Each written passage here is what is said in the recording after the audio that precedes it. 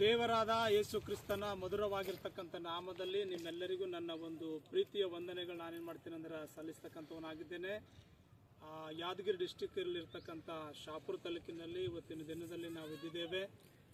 ನಮ್ಮ ತಮ್ಮ ಪಾಸ್ಟರ್ ಸತ್ಯವಂತ್ ಮತ್ತು ನಾನು ನಮ್ಮ ಕುಟುಂಬ ಸಹಿತವಾಗಿ ಇವತ್ತಿಲ್ಲಿ ಪ್ರಾರ್ಥನೆ ಕೂಟ ನಡೆದಿದೆ. ಅದಕ್ಕೋಸ್ಕರ ನಾವಿಲ್ಲಿಗೆ ಬಂದಿದ್ದೇವೆ.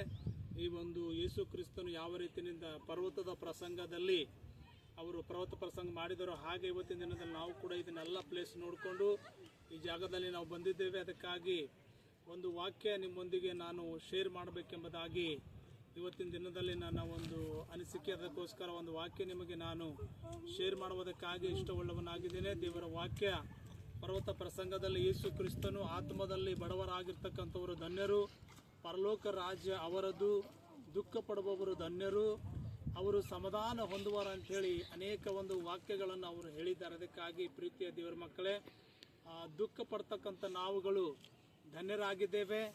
ದೇವರು ನಮಗೆ ಸಮಾಧಾನಗಳನ್ನು ಏನು ಮಾಡ್ತಾನಂದ್ರೆ ದಯಪಾಲಿಸ್ತಕ್ಕಂಥ ಒಂದು ದೇವರಾಗಿದ್ದಾನೆ. ಅದಕ್ಕೋಸ್ಕರ ಇವತ್ತಿನ ದಿನದಲ್ಲಿ ದೇವರು ಈ ಒಂದು ವಾಕ್ಯದ ಮೂಲಕವಾಗಿ ನಿಮ್ಮೆಲ್ಲರನ್ನು ಆಶೀರ್ವಾದ ಮಾಡಿ ನಡೆಸಲಿ. ಎಲ್ಲರಿಗೂ ಪ್ರೈಸ್ ದಿ ಲಾರ್ಡ್.